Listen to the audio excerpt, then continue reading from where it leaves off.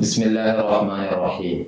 കച്ചവടവുമായി ബന്ധപ്പെട്ട സകാത്തിന്റെ മസലകളാണ് ഇവിടെ ചർച്ച ചെയ്യുന്നത്. ഒരാൾ താമസിക്കുന്ന വീട് വിൽക്കാൻ തീരുമാനിച്ചു. അങ്ങനെ ഇയാള് പരസ്യം കൊടുത്തു. ഒരു വർഷം കഴിഞ്ഞിട്ടും അത് വിറ്റുപോയില്ല. എന്നാൽ അദ്ദേഹത്തിന് കച്ചവട സക്കാത്ത് നിർബന്ധമാവുമോ? ബിസ്മില്ലാഹിർ റഹ്മാനിർ റഹീം. ഒരു വ്യക്തി താമസിക്കുന്ന വീട് വിൽപ്പനക്ക് പരസ്യം വെച്ച് ഒരു വർഷം കഴിഞ്ഞിട്ടും വിൽപ്പന നടന്നില്ലെങ്കിൽ അതൊരു കച്ചവട വസ്തുവായല്ലോ നമ്മുടെ ഒരു സാധാരണ ഭാഷയിൽ. അങ്ങനെ വരുമ്പോൾ അതിൽ സക്കാത്ത് ഉണ്ടോ എന്നാണ് ചോദ്യം. മറുപടി, അതിൽ സക്കാത്തില്ല. അതായത് ഈ കച്ചവടത്തിന് സക്കാത്ത് വരുന്നത് ഒന്ന് രണ്ട് കാര്യങ്ങൾ അതിൽ ശ്രദ്ധിച്ചാൽ അതിലുള്ള എല്ലാ അവ്യക്തതകളും നീങ്ങും. ഒന്ന്, വിൽപ്പന ഉദ്ദേശത്തിൽ നമ്മൾ വാങ്ങിയിടണം. പണം കൊടുത്തോ അല്ലെങ്കിൽ മറ്റു ചില ഉപകാരങ്ങളൊക്കെ പകരമായിട്ട് വിൽക്കാൻ ഉദ്ദേശിച്ചുകൊണ്ട് വാങ്ങിയിട്ട വസ്തുവിന് മാത്രമേ സക്കാത്തുള്ളൂ. അപ്പോൾ ഈ വീട് എന്ന് പറയുന്നത് ഇയാൾ വിൽക്കാൻ ഉദ്ദേശിച്ച് വാങ്ങിയിട്ടതല്ല. ഇദ്ദേഹം പണ്ട് താമസിച്ചു പോരുന്ന വീടാണ്. അതല്ലെങ്കിൽ ഇദ്ദേഹത്തിൻ്റെ വാപ്പയിൽ നിന്ന് അനന്തരം കിട്ടിയ വീടായിരിക്കും. അനന്തര സ്വത്തായിട്ട് സ്വത്താവകാശം വഴി കിട്ടിയതായിരിക്കും. അതിനൊന്നും സക്കാത്തില്ല. അപ്പോൾ വിൽപ്പന ഉദ്ദേശിച്ചിട്ട് ആ വിൽപ്പന ലക്ഷ്യം വെച്ചുകൊണ്ട് ഒരാളൊരു സാധനം വാങ്ങിയിട്ടാൽ അതോടുകൂടി അതിൽ സക്കാത്ത് നിർബന്ധമാകും. നേരെ മറിച്ച് ഫ്രീ ആയിട്ടൊരു സാധനം കിട്ടി. എനിക്കൊരാൾ എന്ത് ചെയ്തു, ഒരു കാറ് ഫ്രീ ആയി തന്നെന്ന് വിചാരിക്കുക. ഞാനത് വിൽക്കാൻ തീരുമാനിച്ചു. എന്നിട്ട് അത് ഒരു വർഷം പരസ്യം ചെയ്തിട്ട് പോലും ഒരാളും വാങ്ങിയില്ല. എന്നാൽ സക്കാത്തൊന്നും അതിൽ ബാധകമല്ല. അതേസമയം ഞാനൊരു കാറ് വാങ്ങിയിടുമ്പോൾ എൻ്റെ ലക്ഷ്യം ഇത് വിൽക്കണം എന്ന് കരുതിയിട്ടാണ് വാങ്ങിയിടുന്നതെങ്കിൽ ആ വാങ്ങിയത് മുതൽ ഒരു വർഷം കഴിയുമ്പോൾ പൂർത്തിയാകുമ്പോൾ സക്കാത്ത് നൽകണം. ആ വസ്തു അവിടെ തന്നെ എൻ്റെ കച്ചവടം നിലനിൽക്കുന്നുണ്ടെങ്കിൽ. അതേസമയത്ത് ഞാൻ കാറ് വാങ്ങി, എന്തിനാണ് വാങ്ങിയത്? വിൽക്കാൻ തന്നെയാണ് വാങ്ങിയത്. എന്നിട്ട് ഒരാഴ്ച കഴിഞ്ഞിട്ട് ആ കാറ് തീർന്നു പോയി. പിന്നീട് ഞാൻ കച്ചവടം തുടരുന്നൊന്നുമില്ല. പിന്നെ ആ വിറ്റ് കിട്ടിയ ക്യാഷ് കൊണ്ട് വേറെ കാറൊന്നും വാങ്ങുകയോ മറ്റോ ചെയ്യുന്നില്ലെങ്കിൽ പിന്നെ എനിക്ക് സക്കാത്ത് എന്നെ ബാധിക്കുന്നില്ല. കാരണം എൻ്റെ ബിസിനസ്സുമായുള്ള എൻ്റെ ബന്ധം ഒരു വർഷം നിലനിൽക്കുന്നില്ല. അതേസമയത്ത് വിറ്റ് കിട്ടിയ ക്യാഷ് കൊണ്ട് വീണ്ടും കാറ് വാങ്ങി ഇങ്ങനെ കച്ചവടം തുടർന്നുകൊണ്ടിരിക്കുകയാണെങ്കിൽ അവിടെ ചില വിശദീകരണങ്ങളുണ്ട്. അത് ഇൻഷാ അല്ലാഹ് പിന്നീട് വഴിയെ അതിലേക്ക് കടക്കാം. ഇനി ഒരാളുടെ കയ്യിൽ 10 ലക്ഷം രൂപയുണ്ട്. 10 ലക്ഷം ഇയാളുടെ കയ്യിൽ വന്നിട്ട് 6 മാസമായി. കച്ചവടം ആരംഭിച്ചത് മുതലാണോ അതല്ല ഈ ക്യാഷ് കയ്യിൽ വന്നത് മുതലാണോ സക്കാത്ത് നിർബന്ധമാവുക? അതായത് ഒരാൾ വിൽപ്പന ഉദ്ദേശത്തിൽ സാധനം വാങ്ങിയിട്ടാൽ ആ വാങ്ങിയത് മുതൽ തന്നെ വർഷം ആരംഭിക്കും. ഇത് നമ്മൾ ആദ്യം മനസ്സിലാക്കേണ്ട ഒരു പോയിന്റാണ്. ഇപ്പോൾ ഒരു പലചരക്ക് കട, ഞാൻ പെരുന്നാളിന് ശേഷമാണ് വിൽപ്പന നടത്താൻ ഉദ്ദേശിക്കുന്നത്. എന്നിട്ട് ഞാൻ നോമ്പിന് മുന്നേ തന്നെ സാധനങ്ങളെല്ലാം വാങ്ങി കടയിൽ നിറച്ച് വെച്ചു. എന്നിട്ട് പെരുന്നാൾ കഴിഞ്ഞ് നേരെ അങ്ങോട്ട് ഓപ്പൺ ആക്കാം എന്ന് തീരുമാനിച്ചു. അപ്പോൾ ഞാൻ വാങ്ങി വെച്ചിട്ട് ഇപ്പോൾ ഒരു മാസമായി. അങ്ങനെയാണെങ്കിൽ അവിടെ മുതൽ തന്നെ എൻ്റെ വർഷം തുടങ്ങും. അപ്പോൾ ഒരു ബിസിനസ്സുകാരൻ, അല്ലെങ്കിൽ നേരത്തെ നമ്മൾ പറഞ്ഞ മറ്റേ സ്വർണം വെള്ളിയൊക്കെ ഒരാളുടെ കൈവശത്തിൽ സക്കാത്ത് വരുന്ന രൂപത്തിലുണ്ടെങ്കിൽ അത് കൈവശം വന്നത് മുതൽ, അല്ലെങ്കിൽ ഒരു ബിസിനസ്സിന് വേണ്ടി സാധനം വാങ്ങിയിട്ട ഡേറ്റ് എന്നാണ് എന്നത് അവിടെ അതിൻ്റെ അറബി കലണ്ടർ പ്രകാരമുള്ള ചാന്ദ്രിക വർഷപ്രകാരമുള്ള ഡേറ്റ് നമ്മൾ ഓർത്ത് വെക്കണം, കുറിച്ച് വെക്കണം. ഇനി ഇംഗ്ലീഷ് ഡേറ്റാണ് ഒരാളുടെ കയ്യിൽ ഓർമ്മയുള്ളെങ്കിൽ അതിൽ നിന്നൊരു ഏകദേശം ഒരു 11 ദിവസം കുറച്ച് കഴിഞ്ഞാൽ അറബി ഡേറ്റ് കിട്ടും, ഒരു ഏകദേശം. അപ്പോൾ ഇത്രയും ദിവസം ആ ഒരു വർഷം കഴിഞ്ഞാൽ അദ്ദേഹം ആ വർഷം പൂർത്തിയാകുന്ന ദിവസം അതിൻ്റെ സ്റ്റോക്ക് എടുപ്പ് നടത്തി വില കണക്കാക്കി അതിൻ്റെ 2.5% സക്കാത്ത് നൽകേണ്ടതാണ്. അപ്പോൾ ചുരുക്കത്തിൽ ഇപ്പോൾ എനിക്കൊരാൾ 10 ലക്ഷം റുപ്യ ഫ്രീ ആയിട്ട് തന്നു എന്ന് വിചാരിക്കുക. അതൊരു മുഹറം മാസത്തിൽ തന്നു. ഞാൻ ആ ക്യാഷ് എൻ്റെ അടുത്ത് ഇങ്ങനെ സൂക്ഷിച്ച് വെച്ച് ഒരു 6 മാസം കഴിഞ്ഞപ്പോൾ എൻ്റെ മനസ്സിൽ തോന്നി ഇതുകൊണ്ടൊരു ബിസിനസ് ആരംഭിക്കാൻ തോന്നുകയും ഞാൻ ആ 10 ലക്ഷം കൊണ്ട് കുറേ ബൈക്കുകൾ വാങ്ങിയിട്ടു വിൽപ്പനക്ക് വേണ്ടിയിട്ട്. അങ്ങനെയാണെങ്കിൽ ഈ 10 ലക്ഷം കയ്യിൽ വന്നത് മുതലാണോ വർഷം പരിഗണിക്കേണ്ടത്, ഈ ബൈക്ക് വാങ്ങിയത് മുതലാണോ എന്നാണ് ചോദ്യത്തിൻ്റെ അകത്തുക. അതിന് മറുപടി, അവിടെ 2 രീതി അവിടെ ഉണ്ട്. എൻ്റെ കയ്യിലുള്ള 10 ലക്ഷം സക്കാത്ത് നിർബന്ധമാകുന്ന സംഖ്യയായ നിസാബ് ഉള്ളത് കൊണ്ട്, അഥവാ 595 ഗ്രാം വെള്ളിയുടെ വാല്യൂ ഉള്ളത് കൊണ്ട് ആ ക്യാഷ് വന്നത് മുതൽ തന്നെ വർഷം പൊതുവെ പരിഗണിക്കും. പരിഗണിക്കാത്ത രീതിയുണ്ട്, അത് ഞാൻ ശേഷം പറയാം. അതേ സമയത്ത് എൻ്റെ കയ്യിലുള്ള ക്യാഷ് ഒരു 50,000 രൂപയെന്ന് വിചാരിക്കുക. അത് 6 മാസം എൻ്റെ കയ്യിൽ കിടന്നു. അതിനുശേഷം ഞാൻ അത് ബിസിനസ്സിന് ഉദ്ദേശിച്ചുകൊണ്ട് ഞാൻ ആ ക്യാഷ് കൊണ്ട് ഒരു ഒരു ഒരു ഒരു മോട്ടോർ സൈക്കിൾ വാങ്ങിയിട്ടു. എന്നാൽ ആ ക്യാഷ് വന്നയുടെ മുതൽ സക്കാത്ത് കൊടുക്കണ്ട. കാരണം ഈ 50,000 എന്ന് പറയുന്നത് 595 ഗ്രാം വെള്ളിയുടെ വാല്യൂവിനേക്കാൾ താഴെയാണ്, നിസാബിനേക്കാൾ കുറവാണ്. അതുകൊണ്ട് അവിടെ മുതൽ പരിഗണിക്കില്ല. നിസാബ് അഥവാ 595 ഗ്രാം വെള്ളിയുടെ മൂല്യം അല്ലെങ്കിൽ 10.5 പവൻ 85 ഗ്രാം സ്വർണത്തിൻ്റെ മൂല്യമോ അതിന് മുകളിലോ ഉള്ള എമൗണ്ട് ഉപയോഗിച്ചിട്ടാണ് ഒരാൾ ബിസിനസ് ആരംഭിക്കുന്നതെങ്കിൽ എന്നാണോ ആ എമൗണ്ട് കയ്യിൽ വന്നത് അവിടെ മുതൽ വർഷം കൂട്ടും, പരിഗണിക്കും. പക്ഷെ അവിടെ ഒരു നിബന്ധനയുണ്ട്. ഞാൻ ഈ സാധനം പർച്ചേസ് ചെയ്യാൻ വേണ്ടി പോകുമല്ലോ, അല്ലെങ്കിൽ സാധനം ഞാൻ വാങ്ങുമല്ലോ, ഈ പർച്ചേസ് അല്ലെങ്കിലും ഞാൻ ഒരാളുടെ അടുത്ത് വാങ്ങും. ഈ വാങ്ങുന്ന സമയത്ത് എൻ്റെ കയ്യിലുള്ള ആ ക്യാഷിൻ്റെ തടി തന്നെ കൊടുത്തിട്ട് അതിൻ്റെ അയിന് കൊണ്ട് വാങ്ങുകയെന്ന് നമ്മൾ കിതാബിൻ്റെ ഭാഷയിൽ പറയാം. ആ ക്യാഷ് തന്നെ കൊടുത്തിട്ട് വാങ്ങുകയാണെങ്കിൽ ആ ക്യാഷ് വന്നയുടെ മുതൽ വർഷം പരിഗണിക്കും. അഥവാ ഇതാണിപ്പോൾ ആ ക്യാഷ് എൻ്റെ കയ്യിലൊരു ആ നോട്ടിൻ്റെ കെട്ട്, ഈ പൈസക്ക് എന്ന് പറഞ്ഞിട്ട് ഇതിന് പകരം എനിക്ക് സാധനം എന്ന് പറഞ്ഞിട്ട് കുട്ടികളൊക്കെ ചിലപ്പോൾ കടയിൽ പോയിട്ട് പറയും ഈ പൈസക്ക് എനിക്ക് മിഠായി വേണമെന്നൊക്കെ പറയും. എന്ന് പറയുന്ന പോലെ ഈ ക്യാഷിന് പകരം, അല്ലെങ്കിൽ നമ്മളെ ക്യാഷ് മേശപ്പുറത്ത് വെച്ചിട്ടുണ്ട്, ഈ ക്യാഷിന് പകരം ഇത് 10 ലക്ഷം ഉണ്ട്, ഇതിന് പകരം എനിക്ക് സാധനം വേണമെന്ന് അതിൻ്റെ തടി കൊണ്ട് തന്നെ വാങ്ങുന്ന രീതിയാണെങ്കിൽ ആ ക്യാഷ് വന്നയുടെ മുതൽ വർഷം പരിഗണിക്കും. അതല്ലെങ്കിൽ ഇനി അത്ര കൃത്യമായി ചെയ്തിട്ടില്ലെങ്കിലും ആ ക്യാഷ് നമ്മളെ കയ്യിലുണ്ട്, നമ്മൾ ഈ ക്യാഷിന് പകരം എന്നൊന്നും പറഞ്ഞില്ല, നമ്മൾ എന്ത് ചെയ്തു, ഒരു ഷോപ്പിൽ പോയിട്ട് സാധനങ്ങളൊക്കെ വാങ്ങി, എന്നിട്ട് ആ മജിലിസിൽ നിന്ന് തന്നെ ആ സദസ്സിൽ വെച്ച് തന്നെ ക്യാഷ് എന്ത് ചെയ്തു, കൈമാറി. ഈ ക്യാഷിന് പകരം എന്ന് പറഞ്ഞിട്ട് ചോദിച്ചിട്ടൊന്നുമില്ല, പക്ഷെ നമ്മൾ കൈമാറ്റം ആ കൊണ്ടുവന്ന ക്യാഷ് തന്നെ ആ സദസ്സിൽ വെച്ച് തന്നെ എന്ത് ചെയ്തു, നമ്മൾ കൈമാറിയാൽ ആ ക്യാഷ് വന്നത് മുതൽ വർഷം ആരംഭിച്ചതായിട്ട് പരിഗണിക്കും. കാരണം ആ ക്യാഷ് നേരെ ഈ ബിസിനസ്സായിട്ട് മറിഞ്ഞു, അതാണ് അവിടെ സംഭവിക്കുന്നത്.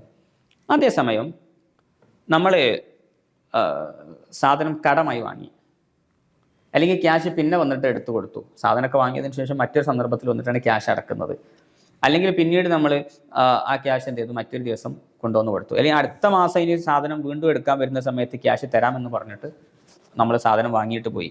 ഇങ്ങനെ ആ മജിലിസിൽ അക്കത് ഇടപാട് നടന്ന സദസ്സിൽ വെച്ച് കൈമാറിയില്ല, അല്ലെങ്കിൽ കറക്റ്റ് ആ ക്യാഷ് കൊടുത്ത് തന്നെ സാധനം വാങ്ങിയില്ലെങ്കിൽ പിന്നീടാണ് ഒരു കടമായ രീതിയിലാണ് അതിനെ വാങ്ങിയതെങ്കിൽ, അല്ലെങ്കിൽ പിന്നീട് മറ്റൊരു സന്ദർഭത്തിൽ നമ്മൾ എന്ത് ചെയ്തു ആ ക്യാഷ് കൊണ്ടുവന്ന് കൊടുക്കുകയാണെങ്കിൽ ഈ വസ്തു വാങ്ങിയത് മുതലേ എന്താവുള്ളൂ, നമ്മുടെ വർഷം ആരംഭിക്കുകയുള്ളൂ.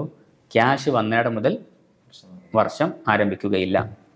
കാരണം ഈ ക്യാഷിന് പകരം നമ്മൾ ശരിക്കും വാങ്ങുന്നില്ല, നമ്മൾ ഏതൊരു 10 ലക്ഷത്തിന് പകരം സാധനം വാങ്ങി, ഇപ്പോൾ അത് ഈ 10 ലക്ഷം കൊണ്ടുവന്ന് കൊടുക്കുന്നു എന്നുള്ളൂ. ഇത് നമ്മൾ ഡയറക്റ്റ് ബന്ധമില്ല, അതുകൊണ്ട് അതിലെന്തില്ല, ആ ക്യാഷ് വന്നയുടെ മുതൽ വർഷം പരിഗണിക്കുകയില്ല.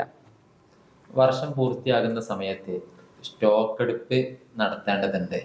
ഈ കച്ചവടക്കാരനാണോ സ്റ്റോക്ക് എടുപ്പ് നടത്തേണ്ടത്, അതല്ല സ്റ്റോക്ക് എടുപ്പ് നടത്താൻ വേണ്ടി പുറത്തു നിന്നൊരാളെ കൊണ്ടുവരേണ്ടതുണ്ടോ? അതായത് വർഷം പൂർത്തിയാകുമ്പോൾ അതിൻ്റെ വസ്തുക്കളുടെ വിലകളൊക്കെ കണക്കാക്കി അതിൻ്റെ 2.5% സക്കാത്ത് കൊടുക്കണം. അപ്പോൾ ഈ സ്റ്റോക്ക് എടുപ്പ് നടത്തേണ്ടത് തുഹ്ഫയൊക്കെ പറയുന്നത് ഈ വില നിലവാരം അറിയുന്ന 2 പേരാണത് ചെയ്യേണ്ടത്. അതേസമയം ഈ കച്ചവടക്കാരന് തന്നെ വില നിലവാരം അറിയാം, ഇയാൾ വിശ്വസ്തനാണ്, തട്ടിപ്പല്ല, കള്ളക്കണക്ക് ഉണ്ടാക്കില്ല. അങ്ങനെയാണെങ്കിൽ ഇയാൾക്ക് തന്നെ എന്ത് ചെയ്യാൻ പറ്റും, സ്വയം ആ കാര്യം കൈകാര്യം ചെയ്യാവുന്നതാണ്. അപ്പോൾ ഒരു വിശ്വസ്തനായ നല്ലൊരു കച്ചവടക്കാരനാണ്, അദ്ദേഹം കള്ളക്കണക്കൊന്നും ചെയ്യൂല, അദ്ദേഹത്തിന് വിലയൊക്കെ അറിയുകയും ചെയ്യാം, വില നിലവാരം അറിയുകയും ചെയ്യാം. അങ്ങനെയാണെങ്കിൽ അദ്ദേഹത്തിന് തന്നെ അതിൻ്റെ കണക്ക് കാൽക്കുലേറ്റ് ചെയ്യാവുന്നതാണ്. സ്റ്റോക്ക് എടുപ്പ് നടത്തുമ്പോൾ വാങ്ങിയ വിലയാണോ അതല്ല വിൽക്കാൻ ഉദ്ദേശിക്കുന്ന വിലയാണോ പരിഗണിക്കേണ്ടത്? ഒരു ഉദാഹരണത്തിൽ കൂടെ പറഞ്ഞാൽ എളുപ്പത്തിൽ മനസ്സിലാവും.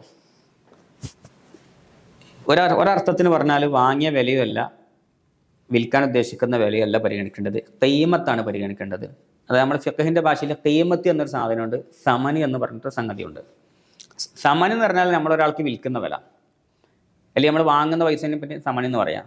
ഖീമത്ത് എന്ന് പറയുന്നത് ആ വസ്തുവിന് പൊതുവേ ഉള്ളൊരു നിലവാര വില എന്നൊക്കെ പറയാൻ പറ്റും, അതാണ് പരിഗണിക്കുക. അപ്പോൾ ഉദാഹരണം പറയാം, ഞാൻ നിങ്ങളെ കയ്യിൽ നിന്ന് ഒരു പറമ്പ് വാങ്ങി. ഞാൻ നിങ്ങളെ കയ്യിൽ നിന്ന് പറമ്പ് വാങ്ങുന്നത് എത്ര രൂപക്കാണ്? 1 ലക്ഷം രൂപക്കാണ് വാങ്ങുന്നത്. നിങ്ങൾ ഞാനുമായുള്ള ബന്ധത്തിൻ്റെ പേരിൽ 1 സെൻറ്റിന് 1 ലക്ഷം വെച്ചിട്ട് എനിക്ക് തന്നു. ഇനി ഞാനത് വിൽക്കാൻ ഉദ്ദേശിക്കുന്നത് 5 ലക്ഷത്തിനാണ്. ഞാൻ അങ്ങനെ എൻ്റെ ഒരു പ്ലാന്.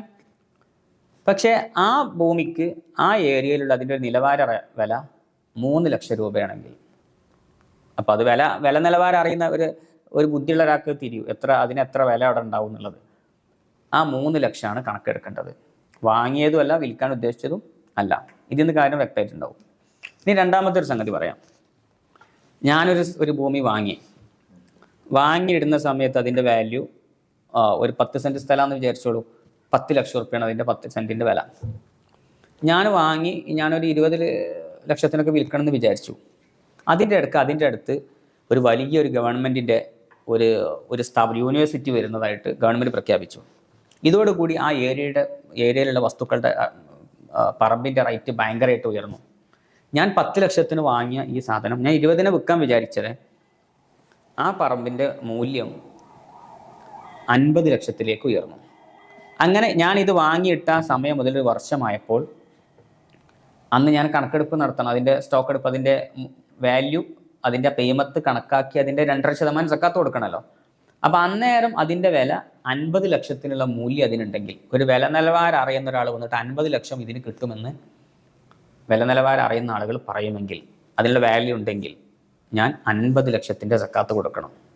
50 ലക്ഷത്തിൻ്റെ 2.5%, 1.25 ലക്ഷം രൂപ ഞാൻ എന്ത് ചെയ്യണം? സക്കാത്തായിട്ട് നൽകണം.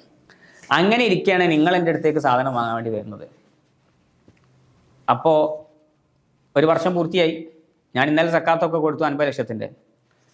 അപ്പോൾ നിങ്ങളുമായുള്ള ഫ്രണ്ട്ഷിപ്പിൻ്റെ പേരിൽ ഞാൻ 20 ലക്ഷത്തിന് സാധനം നിങ്ങൾക്ക് തരുന്നതാണ്. സത്യത്തിൽ ഞാൻ 10 ലക്ഷത്തിന് വാങ്ങിയതാണ്, 20 ലക്ഷത്തിന് നിങ്ങൾക്ക് തരുന്നത്. എന്നാൽ പോലും ഞാൻ എന്ത് ചെയ്യണം? സക്കാത്ത് കൊടുക്കുമ്പോൾ ഏതെന്നെ കൊടുക്കണം? അതിൻ്റെ ആ നിലവാര വിലക്കനുസരിച്ചുള്ള അതിൻ്റെ 2.5% സക്കാത്ത് നൽകേണ്ടത്. ഓക്കെ.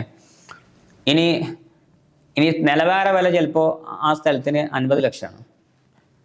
ഞാൻ 50 ലക്ഷത്തിന് വിൽക്കാൻ തീരുമാനിച്ചില്ല, 1 കോടിക്കാണ് വിൽക്കാൻ തീരുമാനിച്ചത്. എന്നാൽ 1 കോടി കൂട്ടണ്ട, എത്ര കൂട്ടിയാൽ മതി? 50 ലക്ഷം തന്നെ അവിടെ കണക്കാക്കിയാൽ മതി. ഇനി സ്റ്റോക്ക് എടുപ്പുമായി, ഇതിപ്പോൾ ഒരു ഭൂമി പോലത്തെ ഒരു ഉദാഹരണം എളുപ്പത്തിന് വേണ്ടി പറഞ്ഞതാണ്. ഇനി ഭൂമിക്ക് പകരം ഒരു പലചരക്ക് കടയെന്ന് വിചാരിക്കുക, അല്ലെങ്കിൽ ടെക്സ്റ്റൈൽസ് ഇങ്ങനെയൊക്കെയാണെന്ന് വിചാരിക്കാം. അപ്പോൾ ഒരു പലചരക്ക് കട ഉദാഹരണം എടുത്താൽ വർഷം പൂർത്തിയാകുന്ന ദിവസം, അപ്പോൾ നമ്മൾ നേരത്തെ പറഞ്ഞിട്ടുണ്ട്, ഒരു ബിസിനസ് തുടങ്ങുമ്പോൾ ആ വിൽക്കാൻ വേണ്ടി സാധനം വാങ്ങിയിടുന്ന ഡേറ്റ് നമ്മൾ എന്ത് ചെയ്യണം? അതോടെ കുറിച്ച് വെക്കണം. നമ്മൾ ഇരിക്കുന്ന ചെയറിൻ്റെ ബാക്കിൽ ചുമരുമ്പിൽ എഴുതി വെച്ചാൽ മതി, മുഹറം 10 എഴുതി വെച്ചാൽ മതി, അങ്ങനെ കുറിച്ച് വെക്കണം. അപ്പോൾ അങ്ങനെ ഒരു വർഷം പൂർത്തിയാകുന്ന ദിവസം കടയിലുള്ള വിൽക്കാൻ ഉദ്ദേശിച്ച വസ്തുക്കളുടെ മൊത്തം വില നിലവാരം കണക്കാക്കണം. ഇത് കണക്കാക്കുമ്പോൾ അവിടെ നേരത്തെ പറഞ്ഞ പോലെ വാങ്ങിയ വിലയല്ല, വിൽക്കാൻ ഉദ്ദേശിച്ച വിലയല്ല പരിഗണിക്കുക. അവിടെയുള്ള ആ ഏരിയയിൽ അതിൻ്റെ വിലയാണ് കണക്കാക്കേണ്ടത്. അപ്പോൾ തക്കാളി, എൻ്റെ കടയിലുണ്ട് തക്കാളി ഉണ്ടെന്ന് വിചാരിച്ചോ, ഞാനത് വാങ്ങിയത് 1 കിലോ 15 രൂപക്കാണ്, ഞാൻ വിൽക്കാൻ ഉദ്ദേശിക്കുന്നത് 25 രൂപക്കാണ്.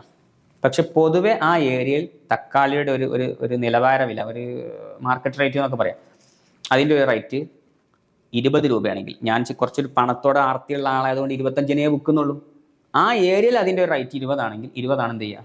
പരിഗണിക്കുക. ഈ പരിഗണിക്കുമ്പോൾ തന്നെ അതിന് നമ്മൾ ഒരു റീറ്റെയിലായി വിൽക്കുമ്പോഴുള്ള വിൽപ്പന പരിഗണിക്കേണ്ട, ഹോൾസെയിൽ റേറ്റ് പരിഗണിച്ചാൽ മതി.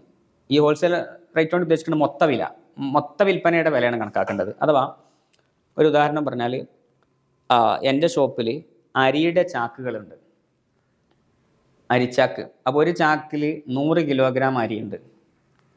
ഇതൊരു വ്യക്തി വന്ന് 5 കിലോഗ്രാം, വേറെ ആൾ വന്നിട്ട് മറ്റേ 10 കിലോഗ്രാം, ഒരാൾ 8 കിലോഗ്രാം ഇങ്ങനെ വന്ന് വാങ്ങി വിൽക്കുകയാണെങ്കിൽ, ആളുകൾക്ക് ഇങ്ങനെ റീറ്റെയിലായിട്ട് അല്പാൽപമായി ഞാൻ വിൽക്കുകയാണെങ്കിൽ 1 കിലോഗ്രാമിന് ഞാൻ 50 രൂപ വെച്ചിട്ടാണ് വിൽക്കുക. അങ്ങനെയാകുമ്പോൾ 100 കിലോഗ്രാം വിറ്റാൽ എത്ര പൈസ ഉണ്ടാവും? 5000 രൂപ ഉണ്ടാവും. അതേസമയം ഈ ഒരു ചാക്കരി കംപ്ലീറ്റ് ആ ഏരിയയിൽ ഒറ്റയടിക്കങ്ങ് വിറ്റ് കഴിഞ്ഞാൽ അതിന് 4500 രൂപയാണ് വരുമെങ്കിൽ ആ ഹോൾസെയിൽ റേറ്റാണ് അവിടെ പരിഗണിക്കേണ്ടത്. അപ്പോൾ ഇത് കണക്ക് കൂട്ടാൻ വളരെ സുഖമാണ്. അപ്പോൾ ഒരാൾ ആ ചെയറിൽ ഇങ്ങനെ ഇരുന്നിട്ട്, തിരിയുന്ന ചെയറിൽ ഇരുന്നിട്ട് അയാൾ ഇങ്ങനെ നോക്കിക്കഴിഞ്ഞാൽ അവിടെ ഇപ്പോൾ ഒരു 3 ചാക്കരി ഉണ്ട്, അത് മൊത്തം ഹോൾസെയിലായിട്ട് കൊടുത്താൽ ഇത്ര ഉണ്ടാകും. ആ ഏരിയത്തെ വില ഇയാൾ കൊടുക്കാൻ ഉദ്ദേശിക്കുന്നതല്ല എന്ന് ഞാൻ പറഞ്ഞിട്ടുണ്ട്. പിന്നെ അങ്ങനെ ഓരോ വസ്തുക്കൾ ജസ്റ്റ് ഒരു ഇരുന്നിരിപ്പിൽ കുറച്ച് സമയം കൊണ്ട് പെട്ടെന്ന് ചെയ്യാൻ പറ്റും, കണക്കെടുക്കാൻ പറ്റും. ഇപ്പോൾ ഒരു ബിസ്ക്കറ്റിൻ്റെ പെട്ടികളുണ്ട്, ബിസ്ക്കറ്റിൻ്റെ പാക്കറ്റ്. 500 ബിസ്ക്കറ്റിൻ്റെ പാക്കറ്റുള്ള വലിയ പെട്ടിയാണ്. ഇത് ഓരോ പീസായി വിൽക്കുമ്പോൾ ഒരു പീസിന് 5 രൂപയാണ് കൊടുക്കുക. അങ്ങനെയാണെങ്കിൽ ഈ പേക്ക് മൊത്തം വിൽക്കുമ്പോൾ ഓരോ പീസ് വിൽക്കുമ്പോൾ ഇദ്ദേഹത്തിന് 2500 രൂപയ്ക്ക് വിൽക്കാനുണ്ടാകും. ഈ 500 കൂടെ ഉള്ള പെട്ടി ഒറ്റയടിക്ക് വിൽക്കുന്ന സമയത്ത് അവിടെയുള്ള ആ ഏരിയയിൽ അതിൻ്റെ നിലവാര വില 1500 രൂപയുള്ളെങ്കിൽ 1500 എന്ത് ചെയ്താൽ മതി, പരിഗണിച്ചാൽ മതി. ഈ രീതിയിലാണ് കണക്കെടുക്കേണ്ടത്. അപ്പോൾ വളരെ സിമ്പിളായിട്ട് ഒരാൾക്ക് ഇത് ചെയ്യാൻ പറ്റും. പിന്നെ ഒരു കാര്യം കൂടെ ഉണ്ട്, അവിടെ കൂട്ടിച്ചേർത്ത് മനസ്സിലാക്കേണ്ട ഒരു സംഗതിയാണ്, വർഷം പൂർത്തിയാകുന്ന ഡേറ്റിലുള്ള വസ്തുക്കളുടെ വാല്യൂ ആണ് കണക്കാക്കേണ്ടത്. അപ്പോൾ ചിലപ്പോൾ ഇന്നാണ് വർഷം പൂർത്തിയാകുന്നതെങ്കിൽ ഇന്നലെ കുറേ സാധനം കടയിലേക്ക് എന്തായിട്ടുണ്ടാവും, ഈ ബിസിനസ്സിൻ്റെ ലക്ഷ്യത്തിൽ ഇറക്കിയിട്ടുണ്ടാവും. അതെല്ലാം കണക്കിൽ വരും. അപ്പോൾ അദ്ദേഹം ഇനി ഇന്നലെ സാധനം ഇറക്കിയിട്ടില്ല, ഉള്ളത് പരമാവധി ഇങ്ങനെ വിറ്റ് പോവാണ്. അപ്പോൾ ഇന്ന് വളരെ കുറഞ്ഞ സാധനങ്ങളേ ഉള്ളൂ. അങ്ങനെയാണെങ്കിൽ ഇന്നുള്ളത് പരിഗണിച്ചാൽ മതി. ഇനി നാളെ തന്നെ ചിലപ്പോൾ എന്താക്കും, അദ്ദേഹം നാളെ ഒരു പക്ഷേ ഒരുപാട് എമൗണ്ടിൻ്റെ സാധനം വേറെ ഇറക്കുന്നുണ്ടാകും. അത് ഈ കണക്കിലെന്താവില്ല, ഉൾപ്പെടുകയില്ല. അതേപോലെ ഇതിൻ്റെ ഇടക്കാലത്ത് അദ്ദേഹം കുറേ വിറ്റുപോയി. ആ വിറ്റ് കിട്ടിയ ക്യാഷ് കുറേ ഉണ്ടാവും. ആ ക്യാഷൊക്കെ അദ്ദേഹം എന്തായിപ്പോയി, വീട് വെക്കാൻ, മകളെ കല്യാണം കഴിക്കാൻ, അതേപോലെ തന്നെ പള്ളി ഉണ്ടാക്കാനൊക്കെ ചിലവാക്കിപ്പോയി. അതൊന്നും ഈ കണക്കിൽ വരില്ല. അപ്പോൾ വർഷം പൂർത്തിയാകുന്ന അന്ന് ആ ദിവസത്തിൽ അദ്ദേഹത്തിൻ്റെ വിൽപ്പന ഉദ്ദേശത്തിലുള്ള ഷോപ്പിലുള്ള വസ്തുക്കളുടെ വില കണക്കാക്കിയാൽ മതി. ഇത്ര സിമ്പിളാണ്. ഇനി അതിലേക്ക് 2 കാര്യം കൂടെ ആഡ് ചെയ്യണം. വിറ്റ വകയിൽ കിട്ടാനുള്ള ക്യാഷ് ഉണ്ടാവും. ഞാൻ പിന്നെ തരാമെന്ന് പറഞ്ഞിട്ട് അവിടെ എഴുതി വെക്കും. ഇങ്ങനെ കടം പറഞ്ഞ് എഴുതി വെച്ച ക്യാഷ് ഉണ്ടാവും. ആ ക്യാഷും കൂടെ ഇതിലേക്ക് ചേർക്കണം. അതൊക്കെ ബിസിനസ്സിൻ്റെ ഭാഗമായി കിട്ടിയ ക്യാഷ് തന്നെയാണ്, കിട്ടാനുള്ളതാണ്. അതിൽ നിന്ന് കിട്ടുമെന്ന് പ്രതീക്ഷയുള്ള ക്യാഷൊക്കെ ഈ കണക്കിൽ എന്ത് ചെയ്യണം, ആഡ് ചെയ്യണം. കിട്ടുമെന്നുള്ള പ്രതീക്ഷ ഇല്ലാത്ത ക്യാഷ് ആണെങ്കിൽ അത് കിട്ടിയതിന് ശേഷം അതിൻ്റെ സക്കാത്ത് കൊടുത്താൽ മതി. അതേപോലെ തന്നെ വിറ്റ വകയിൽ കിട്ടിയ ക്യാഷ് ചിലപ്പോൾ അദ്ദേഹം ബാങ്ക് അക്കൗണ്ടിലേക്ക് ചിലപ്പോൾ മാറ്റുന്നുണ്ടാവും. അല്ലെങ്കിൽ കുറച്ച് പൈസ അവിടെ അലമാരയിൽ ആ മേശയിൽ തന്നെ കിടക്കുന്നുണ്ടാവും. അതും കൂടെ ഇതിലേക്ക് ആഡ് ചെയ്യണം. കാരണം അതൊക്കെ ഈ ബിസിനസ്സിൽ നിന്ന് വരുന്നത് തന്നെയാണ്. അതും കൂടെ എന്ത് ചെയ്യും, ഇതിലേക്ക് ആഡ് ചെയ്യും. അപ്പോൾ അതും കൂടെ ഈ കണക്കെടുപ്പ് നടത്തുമ്പോൾ അതിൽ വരും. കാരണം നമ്മൾ നേരത്തെ പറഞ്ഞിട്ടുണ്ട്, ഒരാൾ 1 ലക്ഷം റുപ്യ കയ്യിലുണ്ടെങ്കിൽ അതിൽ 10 ലക്ഷം ഉണ്ടെങ്കിൽ അതുകൊണ്ട് തന്നെ ബിസിനസ് തുടങ്ങിയാൽ ആ ക്യാഷ് അടക്കം എന്താക്കുന്നുണ്ട്, ഇദ്ദേഹത്തിൻ്റെ കണക്കെടുപ്പിൽ അവിടെ മുതലേ വർഷം ആരംഭിക്കും നമ്മൾ പറഞ്ഞിട്ടുണ്ട്. അതേപോലെ തന്നെ ഒരു കാര്യം കൂടെ അതിൻ്റെ കൂടെ ചേർത്ത് പറയേണ്ടതുണ്ട്.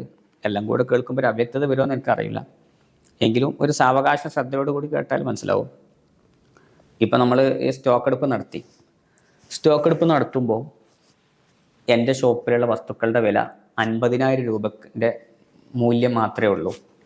അപ്പോൾ 50,000-ന് സക്കാത്തില്ല. ഇപ്പോഴത്തെ നമ്മൾ സംസാരിക്കുന്ന ലെവലിൽ ഈ ദിവസത്തിൽ 50,000 രൂപക്ക് സക്കാത്ത് ഇല്ല. കാരണം 595 ഗ്രാം വെള്ളിക്ക് 60,000 രൂപ ഉണ്ട്.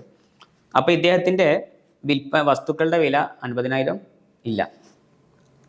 വിറ്റ വകയിൽ കിട്ടാൻ ക്യാഷൊന്നുമില്ല, വിറ്റ ക്യാഷും അവിടെ കയ്യിലൊന്നുമില്ല, അതൊക്കെ ഉപയോഗിച്ച് പോയിട്ടുണ്ട്. എന്നാൽ ഇദ്ദേഹം ബിസിനസ് തുടങ്ങിയ ഡേറ്റിൽ തന്നെ ഇദ്ദേഹത്തിൻ്റെ കയ്യിൽ എന്തുണ്ട്,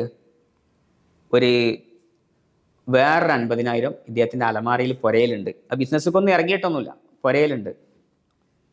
അങ്ങനെയാണെങ്കിൽ ആ ക്യാഷും ആ 50,000-വും ഈ ബിസിനസ്സിൽ 50,000-വും കൂടെ ചേർക്കുമ്പോൾ ലക്ഷമാകുന്നുണ്ടല്ലോ. അത് 60,000-ൻ്റെ, അത് 595 ഗ്രാം വെള്ളീൻ്റെ വിലേൻ്റെ മേലെ എത്തുന്നുണ്ടല്ലോ, ആ വില എത്തുന്നുണ്ട്.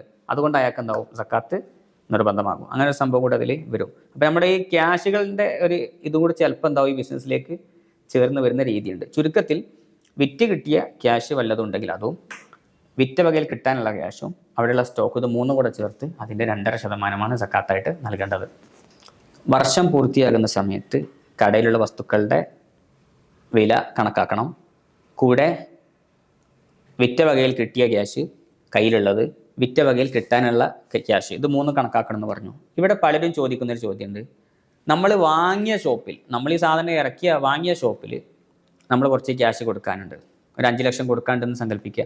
ആദ്യം ഇതിൽ നിന്ന് മൈനസ് ചെയ്ത് അത് കുറച്ചതിന് ശേഷം ബാക്കിയുള്ളതിൻ്റെ സക്കാത്ത് കൊടുത്താൽ പോരെ എന്ന് ചോദിക്കാറുണ്ട്. അങ്ങനെയില്ല. കടബാധ്യത ഉണ്ട് എന്നതുകൊണ്ട് സക്കാത്ത് നിർബന്ധമായ സംഖ്യയിൽ അതിൽ ഇളവില്ല. നേരെ മറിച്ച് നിങ്ങൾ ബിസിനസ്സിൽ നിന്ന് കിട്ടിയ ക്യാഷ് കൊണ്ട് നേരത്തെ ആ കടം വീട്ടിയിരുന്നെങ്കിൽ അതിപ്പോൾ ഈ കണക്കിൽ വരില്ലായിരുന്നു. അതേ സമയത്ത് സക്കാത്ത് നിർബന്ധമായി കഴിഞ്ഞാൽ പിന്നെ നമുക്ക് കടബാധ്യത ഇതിൻ്റെ പേരിലോ മറ്റോ ഉണ്ട് എന്നതുകൊണ്ട് അത്രയും എമൗണ്ട് കുറക്കുക എന്ന ഇളവ് ലഭ്യമല്ല. ഷോപ്പിലുള്ള ബിസിനസ്സിന് സഹായകമാകുന്ന ബിൽഡിങ്, അതേപോലെ തന്നെ AC, അതേപോലെ ഫർണിച്ചറുകൾ, ഇതൊക്കെ സ്റ്റോക്ക് എടുപ്പ് നടത്തുന്ന സമയത്ത് പരിഗണിക്കേണ്ടതുണ്ട്. ഇയാൾ ഫർണിച്ചർ കച്ചവടക്കാരനല്ലല്ലോ? അല്ല. അപ്പോൾ ഒരു ബുക്ക് സ്റ്റാളുകാരനാണെന്ന് വിചാരിക്കുക. ഈ ബുക്ക് സ്റ്റാളിൽ അവിടെ വരുന്ന ആളുകൾക്ക് ചൂടെടുക്കേണ്ടതെന്ന് കരുതിയിട്ട് AC ഫിറ്റ് ചെയ്തിട്ടുണ്ട്. ബുക്ക് അട്ടി വെക്കാൻ കുറച്ച് എന്തുണ്ട്, ഷെൽഫുകളും പിന്നെ അലമാറകളും ക്യാഷ് സൂക്ഷിക്കാനുള്ള മേശയും ഉണ്ട്. അത് നിൽക്കുന്ന ബിൽഡിംഗ് ഉണ്ട്. ഈ മേശയോ അവിടുത്തെ മറ്റ് അലമാറകളോ അതല്ലെങ്കിൽ ആ ബിൽഡിംഗ് ഒന്നും കണക്കിൽ വരില്ല, കണക്കെടുപ്പിൽ സ്റ്റോക്ക് എടുപ്പിൽ ചേർക്കണ്ട. കാരണം അതൊന്നും വിൽപ്പന വസ്തു അല്ല. ഇദ്ദേഹത്തിൻ്റെ വിൽപ്പന വസ്തു എന്താണ്? പുസ്തകം മാത്രമാണ്. ഇത് ബിസിനസ്സിന് സഹായകമായാലും ഇതൊന്നും കണക്കെടുപ്പിൽ വരില്ല. അതേ സമയത്ത് ഒരു ഫർണിച്ചർ കടക്കാരനാണെങ്കിൽ ആ ഫർണിച്ചർ കടയിലുള്ള വിൽക്കാൻ ഉദ്ദേശിച്ച വസ്തുക്കളൊക്കെ അതിൽ പെടും. എങ്കിലും അതിൽ അയാൾ ഇരിക്കുന്ന ആ കച്ചവടക്കാരെ ഇരിക്കുന്ന ഒരു ചെയറും പിന്നെ ഒരു ടേബിളൊക്കെ ഉണ്ടാവും. അത് വിൽക്കാൻ ഉദ്ദേശിച്ചിട്ടുണ്ടാവില്ല, അത് കണക്കിൽ വരില്ല. AC കച്ചവടക്കാരനാണെങ്കിൽ അദ്ദേഹത്തിന് തണുപ്പ് കൊള്ളാൻ വെച്ചൊരു AC ഉണ്ടാവും, അത് കണക്കെടുപ്പിൽ വരില്ല, അത് വിൽക്കാൻ ഉദ്ദേശിച്ചിട്ടില്ലെങ്കിൽ. അതേ സമയത്ത് ബാക്കിയുള്ളതൊക്കെ കണക്കെടുപ്പിൽ വരും. ചില ആളുകൾ തേങ്ങ വാങ്ങി അത് ആട്ടി അതിന്റെ വെളിച്ചെണ്ണയാക്കി വിൽപ്പന നടത്തും. അല്ലെങ്കിൽ വേറെ ചില വസ്തുക്കൾ വാങ്ങി മറ്റൊരു മെറ്റീരിയലുകളാക്കി മാറ്റി ചിലപ്പോൾ എന്ത് ചെയ്യും, വിൽപ്പന നടത്തും. ഇങ്ങനെ കച്ചവടം ചെയ്യുന്ന ആൾക്ക് സക്കാത്ത് നിർബന്ധമുണ്ടോ? അതായത് തേങ്ങ നമ്മൾ എടുത്തു വാങ്ങി, എന്നിട്ട് അത് ഉണക്കി അതിലുള്ള വെളിച്ചെണ്ണ എടുത്തിട്ട് പാക്ക് ആക്കിയിട്ട് വിൽക്കുന്നു. അല്ലെങ്കിൽ ചില മെറ്റീരിയൽസ് വാങ്ങി അതുകൊണ്ട് പുതിയൊരു പ്രൊഡക്റ്റ് ഉണ്ടാക്കി അത് വിൽപ്പന നടത്തുകയാണ്. ഇത്തരം കേസിൽ സക്കാത്ത് ഉണ്ടാവുന്നതാണ് ചോദ്യം. അത് തീർച്ചയായും സക്കാത്ത് ഉണ്ട്. കാരണം ഇയാൾ ഈ തേങ്ങ വാങ്ങുമ്പോൾ അതിൻ്റെ ഉള്ളിൽ വെളിച്ചെണ്ണൻ്റെ അത് അതിൻ്റെ ഉള്ളിൽ ഒളിഞ്ഞു കിടക്കുന്നുണ്ട്. അപ്പോൾ ഇദ്ദേഹം വാങ്ങുമ്പോൾ ആ വെളിച്ചെണ്ണയിൽ ഇദ്ദേഹം എന്തായിട്ടുണ്ട്, കച്ചവടം ഉദ്ദേശിച്ചിട്ടുണ്ട്. ഈ പിണ്ണാക്കും കൂടെ വിൽക്കാൻ ഉദ്ദേശിച്ചിട്ടുണ്ടെങ്കിൽ പിണ്ണാക്കും കൂടി കച്ചവട വസ്തുവായിട്ട് വരും. ഈ പിണ്ണാക്ക് ഇദ്ദേഹത്തിൻ്റെ വീട്ടിലെ ആടിന് കൊടുക്കാൻ അയാൾ ഉദ്ദേശിച്ചത്, അല്ലെങ്കിൽ പോത്തിന് കൊടുക്കാൻ ഉദ്ദേശിച്ചെങ്കിൽ അത് കണക്കിൽ വരില്ല. അപ്പോൾ ഈ തേങ്ങ എടുക്കുന്ന സമയത്ത് തേങ്ങയുടെ ഉള്ളിൽ കിടക്കുന്ന വെളിച്ചെണ്ണ ഇദ്ദേഹം വിൽപ്പന ഉദ്ദേശത്തിൽ തന്നെ വാങ്ങിയതാണ്.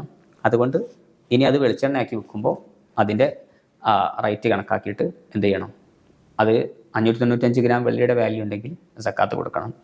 എള്ള് പോലത്തതൊക്കെ ഇതേ രീതിയിൽ അത് വിൽക്കുന്ന ആൾക്ക് സക്കാത്തുണ്ടെന്ന് ഷെർവാനി റഹിമഹുല്ലയും മറ്റൊക്കെ പറഞ്ഞതിൽ നിന്ന് ഈ മസാല മനസ്സിലാക്കാം.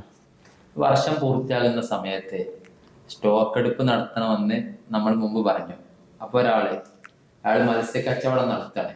മത്സ്യക്കച്ചവടം നടത്തുന്ന ആള് രാവിലെ കടപ്പുറത്ത് പോയാണ്ട് എന്ത് ചെയ്യും, മത്സ്യം വാങ്ങും. അയാൾ വൈകുന്നേരം ആകുമ്പോഴേക്കും അത് മുഴുവനായിട്ട് വിറ്റ് വിൽപ്പന നടത്തും. ഇവരുടെ വിൽപ്പന വസ്തു ഒരു വർഷം ഇവരുടെ കയ്യിൽ നിലനിൽക്കുന്നില്ല. നമുക്കറിയാം, അന്ന് തന്നെ എന്ത് ചെയ്യാണ്, മുഴുവനായിട്ട് വിറ്റ് പോവാണ്. അപ്പോൾ ഇവർക്ക് സക്കാത്ത് നിർബന്ധമാവും. അതായത് ഇപ്പം മത്സ്യം കച്ചവടം ഒരു ഉദാഹരണം പറഞ്ഞതായിരിക്കും. അപ്പോൾ സാധനം എടുത്ത് അത് അന്ന് തന്നെ ഫുള്ളായിട്ട് വിറ്റ് തീരും. അങ്ങനെയാകുമ്പോൾ ഈ വർഷം പൂർത്തിയാകുന്ന സമയത്ത് ചിലപ്പോൾ അന്ന് അയാൾ കച്ചവടം ഉദ്ദേശിക്കാത്ത ദിവസമായിരിക്കും, ചിലപ്പോൾ പിറ്റേ ദിവസത്തേക്ക് പിന്നെ സാധനം എടുക്കുക. പിന്നെ ഈ വിൽക്കാനുള്ള വസ്തുവിൻ്റെ ഒരു അംശം പോലും ശേഷിക്കണില്ല. അപ്പം നമ്മളെ ഷോപ്പുകളിലൊക്കെ ആണെങ്കിൽ നമ്മൾ കുറേ സാധനം വിൽക്കുമ്പോൾ കുറച്ച് അവിടെ തന്നെ ഉണ്ടാവും. അപ്പം വർഷം പൂർത്തിയാകുമ്പോൾ ആ ബിസിനസ്സിൻ്റെ ഒരു അവശേഷിപ്പ് അവിടെ നിലനിൽക്കും. ഇവിടെ അതൊന്നും ഇല്ല. ഇങ്ങനെയാകുമ്പോൾ സക്കാത്ത് വരുമെന്നാണ് ചോദ്യം. ഇത്തരം മത്സ്യ കച്ചവടക്കാർക്ക് സക്കാത്ത് വരുന്ന രൂപമുണ്ട്, വരാത്ത രീതിയുണ്ട്. അതായത് വിറ്റ് കിട്ടുന്ന ക്യാഷ് നമ്മുടെ 595 ഗ്രാം വെള്ളിയുടെ വാല്യൂ അല്ലെങ്കിൽ 85 ഗ്രാം സ്വർണത്തിൻ്റെ വാല്യൂ അല്ലെങ്കിൽ അതിൻ്റെ മുകളിൽ ഉണ്ടെങ്കിൽ അവരുടെ വർഷം മുറിയൂല. ആ ക്യാഷ് കൊണ്ട് നാളെ വീണ്ടും പോയിട്ട് മീനെടുത്തു, പിന്നെ ആ ക്യാഷ് കൊണ്ട് ഫുൾ മീൻ വിൽക്കും, ആ കിട്ടിയ മീൻ ഫുള്ള് വിൽക്കും, പിറ്റേ ദിവസം വീണ്ടും വാങ്ങും. ഇതിങ്ങനെ ചെയ്തുകൊണ്ടിരിക്കുകയാണെങ്കിൽ ആ വർഷം പൂർത്തിയാകുന്ന സമയത്ത് അദ്ദേഹത്തിൻ്റെ സക്കാത്ത് നിർബന്ധമാകും. അപ്പോൾ വർഷം പൂർത്തിയാകുന്ന അന്ന് വിറ്റ് കിട്ടിയ മീനിൻ്റെ ക്യാഷ് എല്ലാം കൂടെ നോക്കുമ്പോൾ, അല്ലെങ്കിൽ അന്ന് വാങ്ങിയിട്ട മീനിൻ്റെ ക്യാഷ് 595 ഗ്രാം വെള്ളിൻ്റെ വിലയോ അതിന് മുകളിലോ ഉണ്ടെങ്കിൽ സക്കാത്ത് കൊടുക്കണം. അതേ സമയത്ത് അദ്ദേഹം ഒരു മീൻ കുറച്ച് വാങ്ങി, അത് കംപ്ലീറ്റ് വിറ്റ് തീർത്തു, 20,000 രൂപയാണ് അദ്ദേഹത്തിന് കിട്ടിയത്. അല്ലെങ്കിൽ 595 ഗ്രാം വിലയേക്കാൾ താഴ്ന്ന വിലയായി അദ്ദേഹത്തിൻ്റെ കയ്യിലുള്ളത് കൊണ്ട് അവിടെ വെച്ച് വർഷം മുറിഞ്ഞു. ഇനി നാളെ മീൻ എടുക്കുമ്പോൾ പുതിയ വർഷം ആരംഭിക്കുകയായി. ഒരു കച്ചവടം തുടങ്ങുമ്പോൾ 595 ഗ്രാം വെള്ളിയുടെ വാല്യൂ വേണമെന്നില്ല. അത് ഞാൻ തുടക്കത്തിൽ പറയാൻ മറന്നുപോയതാണ്. ഇപ്പം ഞാൻ 100 രൂപയ്ക്ക് ഒരു കച്ചവടം തുടങ്ങി. വർഷം പൂർത്തിയാകുമ്പോൾ 595 ഗ്രാം വെള്ളിയുടെ വാല്യൂ ഉള്ള വസ്തുക്കൾ കടയിലുണ്ടെങ്കിൽ സക്കാത്ത് കൊടുക്കണം. അത് കച്ചവടത്തിൻ്റെ മാത്രം ഒരു പ്രത്യേകതയാണത്. ഓക്കെ. അപ്പോൾ തുടങ്ങിയത് എത്രക്ക് എന്നുള്ളതല്ല, വർഷം പൂർത്തിയാകുമ്പോൾ അതുണ്ടോയെന്നാണ് നോക്കുക. പൂർണ്ണമായി വിറ്റ് തീരുമ്പോൾ ആ വിറ്റ് കിട്ടിയ ക്യാഷ് 595 ഗ്രാം വെള്ളിയുടെ വാല്യൂ ഉണ്ടെങ്കിലേ വർഷം മുറിയാതിരിക്കുകയുള്ളൂ. ആ വലിയ മീൻ കച്ചവടക്കാരാണ്, ലക്ഷക്കണക്കിന് രൂപയുടെ മീൻ കച്ചവടക്കാരാണെങ്കിൽ അവർ കടപ്പുറത്ത് പോയിട്ട് ഒരു ലോറിക്ക് മീൻ ഇങ്ങോട്ട് എടുക്കും. അത് നേരെ വൈകുന്നേരം മറ്റൊരു ടീമിന് കൈമാറും. അപ്പോൾ 1 ലക്ഷം അതിൻ്റെ മേലെ ഉണ്ടാവും. ആ ക്യാഷ് അവരെ കയ്യിലുണ്ട്. ആ ക്യാഷ് കൊണ്ട് തന്നെ നാളെ വീണ്ടും മീൻ വാങ്ങി ഇങ്ങനെ ഇത് റൊട്ടേറ്റ് ചെയ്തുകൊണ്ടിരിക്കുകയാണ്. അങ്ങനെയാകുമ്പോൾ വർഷം പൂർത്തിയാകുമ്പോൾ അവർ അന്നുള്ള വസ്തുവിൻ്റെ 2.5% എന്ത് ചെയ്യണം? വസ്തുവിൻ്റെ മൂല്യം കണക്കാക്കി 2.5% സക്കാത്ത് കൊടുക്കണം. അതിലും താഴ്ന്നു വരുന്ന മൂല്യത്തിലേക്ക് ഏതെങ്കിലും ദിവസം വിറ്റിട്ട് വില താഴ്ന്നു പോയാൽ അന്ന് വർഷം കട്ടാകും. പിന്നെ പിറ്റേ ദിവസം സാധനം വാങ്ങിയാൽ വീണ്ടും പുതിയ വർഷം തുടങ്ങും. പിന്നെയും വിൽക്കുമ്പോൾ 595 ഗ്രാം വെള്ളിനേക്കാൾ വില താഴ്ന്നാൽ അന്ന് വീണ്ടും ബിസിനസ് മുറിഞ്ഞു. ഇങ്ങനെ പോവുക ചെയ്യാം. ഒരാൾ മരിച്ചു, അങ്ങനെ ഇയാളെ മകൻ എന്ത് ചെയ്തു? ഷോപ്പി ഏറ്റെടുത്തു. അപ്പോൾ വാപ്പ കച്ചവടം നടത്തിയത് മുതലാണോ അതല്ല മകൻ ഷോപ്പിൽ ഏറ്റെടുത്തത് മുതലാണോ സക്കാത്ത് നിർബന്ധമാവുക? അതായത് നമ്മൾ നേരത്തെ ഒരു മസാല പറഞ്ഞിരുന്നു തുടക്കത്തിൽ, വിൽപ്പന ഉദ്ദേശത്തിൽ വാങ്ങിയിട്ട വസ്തുവിനെ എന്തുള്ളൂ, അത് കച്ചവടം ചെയ്യുമ്പോഴേ സക്കാത്തുള്ളൂ. അനന്തരമായി കിട്ടിയതോ അല്ലെങ്കിൽ ഫ്രീ ആയി കിട്ടിയതോ അത് നമ്മൾ പിന്നീട് വിൽക്കാൻ ഉദ്ദേശിച്ചാൽ സക്കാത്തില്ല എന്ന് നേരത്തെ പറഞ്ഞിരുന്നു. അതിൽ നിന്ന് മാറ്റം വരുന്ന, ആ മസാലയിൽ നിന്ന് എതിരായി വരുന്ന, അതിൽ നിന്ന് വ്യത്യസ്തമായി വരുന്ന മറ്റൊരു മസാലയാണ് ഒരു പിതാവിൻ്റെ കച്ചവട വസ്തു അല്ലെങ്കിൽ ഒരു അനന്തര സ്വത്ത് നൽകുന്ന ഒരു വ്യക്തിയുടെ കച്ചവട വസ്തു. ആ വസ്തു മറ്റൊരാൾക്ക് അനന്തരമായി കിട്ടി. ഇപ്പം എൻ്റെ ഉപ്പ കച്ചവടം ചെയ്തുകൊണ്ടിരുന്ന, കച്ചവടത്തിന് വേണ്ടി വാങ്ങിയിട്ടിരുന്ന ബൈക്കുകൾ അല്ലെങ്കിൽ കച്ചവടത്തിന് വേണ്ടി വാങ്ങിയിട്ടിരുന്ന അരിച്ചാക്കുകൾ അത് എനിക്ക് അനന്തര സ്വത്തായി കിട്ടി. അപ്പോൾ കച്ചവട വസ്തു തന്നെ അനന്തര സ്വത്തായി കിട്ടിയാൽ പിന്നീട് ഞാൻ അതിൽ കച്ചവടം ആരംഭിച്ചു കഴിഞ്ഞാൽ ആ ആരംഭിച്ച ഡേറ്റ് മുതൽ ഒരു വർഷം പൂർത്തിയാകുമ്പോൾ ഞാൻ അതിൻ്റെ വർഷം പൂർത്തിയാകുന്ന ഡേറ്റിൽ കണക്കെടുപ്പ് നടത്തി 595 ഗ്രാം വെള്ളിയുടെ വാല്യൂ ഉണ്ടെങ്കിൽ അതിൻ്റെ 2.5% സക്കാത്ത് കൊടുക്കണം. നേരെ മറിച്ച് പിന്നെ ഞാൻ വിൽക്കാൻ ഉദ്ദേശിച്ചു, വിൽപ്പന തുടങ്ങിയിട്ടില്ല, ഉപ്പ മരിച്ചിട്ടേ ഉള്ളൂ, ഇനി ഒരു 40 ദിവസം കഴിഞ്ഞിട്ട് വിൽപ്പന തുടങ്ങാമെന്ന് വിചാരിച്ചു. എന്നാൽ മരിച്ചയുടെ മുതൽ വർഷം കൂട്ടൂല. എപ്പോഴാണോ വിൽപ്പന ആരംഭിക്കുന്നത് അന്നേരം മുതലാണ് വർഷം ആരംഭിക്കുക. അതേ സമയത്ത് എൻ്റെ പിതാവിൻ്റെ കച്ചവട വസ്തു അല്ലാത്ത വസ്തു എനിക്ക് അനന്തര സ്വത്തായിട്ട് കിട്ടി. ഉപ്പ ഉപയോഗിക്കുന്ന ഒരു കാർ എനിക്ക് അനന്തര സ്വത്തായിട്ട് കിട്ടി. അത് വിൽപ്പന വസ്തുവല്ല. അത് പിന്നീട് ഞാൻ വിൽക്കാൻ ഉദ്ദേശിച്ചാൽ അതിൽ സക്കാത്ത് വരുന്ന നിലക്കും വരില്ല. ഒരു കച്ചവടക്കാരന് അയാൾക്ക് പെട്ടെന്ന് അറ്റാക്ക് വന്നു. അങ്ങനെ അയാൾ തീരുമാനിച്ചു ഇനി കച്ചവടം ഒന്നും ചെയ്യണില്ല. കുറച്ച് കഴിഞ്ഞാൽ രോഗമൊക്കെ പരിപൂർണമായിട്ട് സുഖപ്പെട്ടു. പിന്നീട് അയാൾ തീരുമാനിച്ചു ഇനി കച്ചവടം ചെയ്യാം. അങ്ങനെ അയാൾ കച്ചവടം തുടങ്ങി. അപ്പോൾ എപ്പോൾ മുതലാണ് കച്ചവടം, അതായത് ഇടയ്ക്ക് വെച്ച് വർഷം മുറിയോ എന്നുള്ളതായിരിക്കും ചോദ്യം. എപ്പോൾ മുതലാണ് സമയം എന്ത് ചെയ്യുക പരിഗണിക്കുക? അതായത് അറ്റാക്ക് വന്നാലും വന്നില്ലെങ്കിലും ഒരാൾ ബിസിനസ് ചെയ്തുകൊണ്ടിരിക്കുമ്പോൾ ഇടക്കാലത്ത് വെച്ച് അത് ബിസിനസ് നിർത്തി വെക്കാൻ തീരുമാനിച്ചാൽ അതോടുകൂടി എന്താവും, ആ വർഷം അവിടെ സ്റ്റോപ്പ് ആവും. ശരിക്കും വിചാരിക്കണം, അള്ളാനെ പറ്റിക്കാൻ വേണ്ടിയുള്ള വിചാരമല്ല, ശരിക്കും അദ്ദേഹത്തിൻ്റെ ഉള്ളിൽ യഥാർത്ഥത്തിൽ ഇദ്ദേഹം ബിസിനസ് നിർത്തി വെക്കാൻ തീരുമാനിച്ചു. രോഗം കൊണ്ടോ മറ്റോ ഇദ്ദേഹം ബിസിനസ് നിർത്തി വെക്കാൻ അല്ലെങ്കിൽ ഗൾഫിലേക്ക് പോകാൻ തീരുമാനിച്ചു. ഇനി നാളെ മുതൽ ഞാൻ ബിസിനസ് ചെയ്യുന്നില്ല എന്ന് തീരുമാനിച്ചു. ഉള്ള സാധനമൊക്കെ എന്ത് ചെയ്യുക, അയൽവാസികൾക്കും ബന്ധുക്കൾക്കൊക്കെ കൊടുക്കുക, അല്ലെങ്കിൽ വീട്ടിൽ ആവശ്യത്തിന് ഉപയോഗിക്കാമെന്നൊക്കെ തീരുമാനിച്ചു. അത് കഴിഞ്ഞ് ഇദ്ദേഹത്തിന് ഗൾഫ് പോക്കൊക്കെ ക്യാൻസലായിപ്പോയി. അപ്പോൾ ഇയാൾ വീണ്ടും അവിടെ കച്ചവടം ചെയ്യാൻ തീരുമാനിച്ചു. ഇങ്ങനെയാണെങ്കിൽ രണ്ടാമത് എപ്പോഴാണോ കച്ചവടം ചെയ്യാൻ ആരംഭിക്കുന്നത് അവിടെ മുതൽ പുതിയ വർഷം ആരംഭിക്കും. ബിസിനസ് നിർത്തിവെക്കാൻ തീരുമാനിച്ച ഡേറ്റോട് കൂടി ആ വർഷം അവിടെ അവസാനിക്കും. നിങ്ങൾ പറഞ്ഞ അറ്റാക്കായ രോഗിക്ക് അയാൾ എപ്പോഴാണോ ബിസിനസ് നിർത്തിവെക്കാൻ തീരുമാനിച്ചത് ആ സമയം മുതൽ അവിടെ വർഷം അവസാനിച്ചു. ഇനി അദ്ദേഹം സുഖമായതിനു ശേഷം പിന്നെ അതിൽ ബിസിനസ് ചെയ്യാൻ വേണ്ടി രണ്ടാമത് ആഗ്രഹിച്ചു. ബിസിനസ് തുടങ്ങിക്കഴിഞ്ഞാൽ ഉദ്ദേശിച്ചത് മുതലല്ല, തുടങ്ങുന്ന ഡേറ്റ് മുതൽ ഒരു വർഷമായാൽ കണക്കെടുപ്പ് നടത്തിയിട്ട് സക്കാത്ത് കൊടുക്കണം. ഇത് ചിലപ്പോൾ ഉണ്ടാവും. ഇപ്പോൾ ഒരാൾ ഒരു പലചരക്ക് കച്ചവടക്കാരനൊക്കെയാണ്, പ്രായമായിട്ടുണ്ട്. അപ്പോൾ അദ്ദേഹത്തിൻ്റെ മകളെ കല്യാണം വന്നപ്പോൾ അയാൾ തീരുമാനിച്ചു ഇനിയിപ്പോൾ ഞാൻ കച്ചവടമൊന്നും ചെയ്യുന്നില്ല, ഉള്ള സാധനങ്ങളൊക്കെ വീട്ടിലെ കല്യാണത്തിൻ്റെ ആവശ്യത്തിനൊക്കെ എടുക്കാമെന്നൊക്കെ തീരുമാനിച്ചു. അങ്ങനെയൊക്കെ അപ്പോൾ കച്ചവടം സ്റ്റോപ്പാക്കി. ഇനി ചെയ്യൂല തീരുമാനിച്ചു. മകളെ കല്യാണത്തിന് പലരും ഓഫർ ചെയ്തിട്ട് കുറേ ബിരിയാണി അരിയും മറ്റു സാധനമൊക്കെ കിട്ടി, കടയിലെ സാധനം വല്ലാണ്ട് ചിലവാക്കിയിട്ടില്ല. അപ്പോൾ കല്യാണം കഴിഞ്ഞപ്പോൾ അദ്ദേഹത്തിന് കുറച്ച് സാമ്പത്തിക ബാധ്യത വന്നപ്പോൾ അദ്ദേഹം വീണ്ടും തീരുമാനിച്ചു ഒന്നുകൂടെ കച്ചവടം ഉണ്ടാക്കാം, പുനരാരംഭിക്കാൻ തീരുമാനിച്ചു. എന്നാൽ ആ തീരുമാനം എടുത്ത് എപ്പോഴാണോ ബിസിനസ് തുടങ്ങുന്നത് അവിടെ മുതൽ പുതിയ വർഷം ആരംഭിക്കും. ഒരു കച്ചവടക്കാരന് അയാൾ കച്ചവട ആവശ്യത്തിന് വേണ്ടി കുറച്ച് ഭൂമി വാങ്ങി, അല്ലെങ്കിൽ ബിൽഡിംഗ് വാങ്ങി, അത് വർഷങ്ങളോളം കെട്ടിക്കിടന്നു. എന്നാൽ കച്ചവട സക്കാത്ത് നിർബന്ധമുണ്ടോ? അതെ, ഇത് വളരെ ശ്രദ്ധിക്കേണ്ടതാണ്.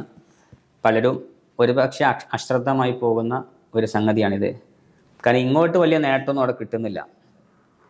ഇപ്പം നമ്മൾ ഒരു റണ്ണിങ്ങിലുള്ള ഓടിക്കൊണ്ടിരിക്കുന്ന കച്ചവടമാണെങ്കിൽ സക്കാത്ത് കൊടുക്കാൻ വലിയ മടി ഉണ്ടാവില്ല, അല്ലെങ്കിൽ ഒരു പ്രയാസം നമുക്ക് തോന്നൂല.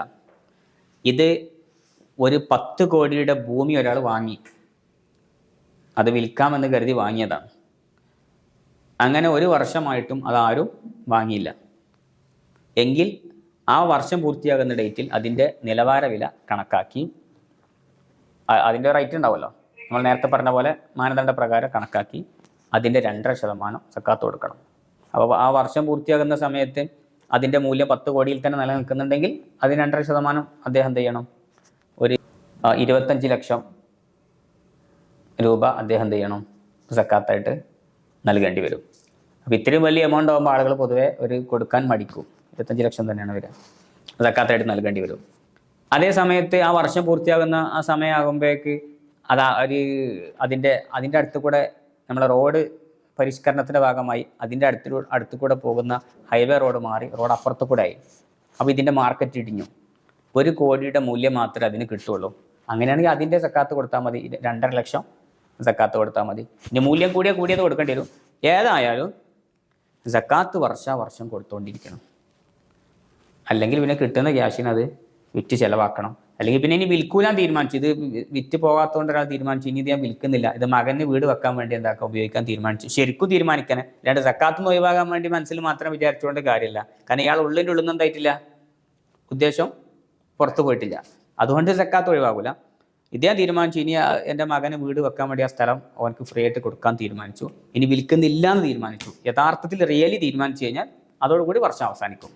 അല്ലെങ്കിൽ സക്കാത്ത് കൊടുത്തുകൊണ്ടിരിക്കണം. ബിൽഡിംഗ് അതേപോലെ തന്നെ വിൽക്കാൻ വേണ്ടി വാങ്ങിയിട്ട ബിൽഡിംഗ് ആണെങ്കിൽ ഇതേ നിയമം അവിടെയും ബാധകമാവും. ഒരുപാട് പേര് ഷെയർ ചെയ്ത് നടത്തുന്ന ബിസിനസ്, ആ ബിസിനസ്സിൽ എങ്ങനെയാണ് സക്കാത്ത് കൊടുക്കേണ്ടത്? ഒരു ഉദാഹരണത്തിൽ കൂടെ പറയാം. 5 പേര് ചേർന്ന് നടക്കുന്ന ഒരു ബിസിനസ്സാണ്.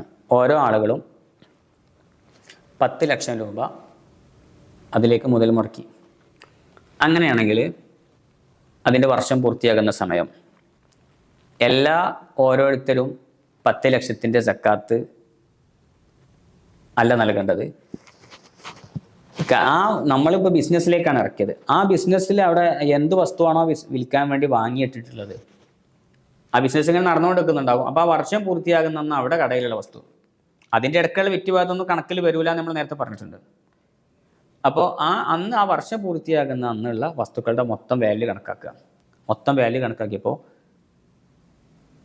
അതിൻ്റെ മൂല്യം 1 കോടി രൂപക്കുണ്ട് എന്ന് വിചാരിക്കുക.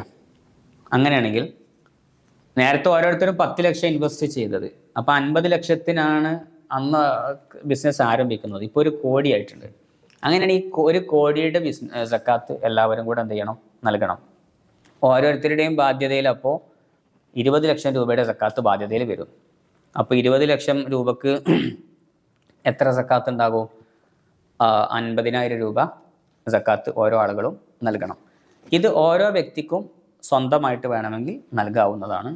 ഇനി അതല്ലെങ്കിൽ ആ ബിസിനസ് സ്ഥാപനത്തിൽ നിന്ന് എടുത്തിട്ട് കിട്ടിയ അതിലെ ക്യാഷ് ഇങ്ങ് എടുത്തിട്ട് അതിൽപ്പെട്ട ഏതെങ്കിലും ഒരാൾ ഇത് ഞങ്ങളുടെ എല്ലാവരുടെയും